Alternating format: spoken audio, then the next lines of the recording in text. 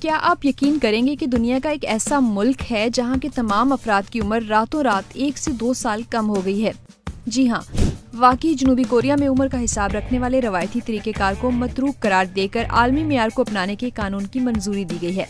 इस कानून की मंजूरी से जनूबी कोरियन शहरियों की उम्र सरकारी दस्तावेजात में 1 से 2 साल तक कम हो जाएगी। जनूबी कोरिया में पैदाइश के वक्त बच्चे को 1 साल का करार दिया जाता है और 1 जनवरी को उम्र में 1 साल का इजाफा कर दिया जाता है। इससे हटकर भी कानूनी मकासद के लिए उम्र का एक अलग सिस्टम भी जनूबी कोरिया में मौजूद है, जिसके तहत पैदाइश के वक्त उम्र तो 1 दिन की होती है, मगर हर साल 1 जनवरी को उम्र में 1 साल का इजाफा कर दिया जाता है। 1960 की दहाई से जनूबी कोरिया में तिबी रिकॉर्ड में उम्र का हिसाब रखने वाले आलमी मियार को मद्देनजर रखा जाता है, यानी पैदाइश के वक्त 1 दिन और फिर सालगिरह पर 1 साल का इजाफा। मगर अब तमाम सिस्टम्स को जून 2023 से खत्म किया जा रहा है। कम से कम सरकारी दस्तावेजात में इस कानून के तहत उम्र का हिसाब रखने के लिए आलमी मियार को अपनाया जाएगा।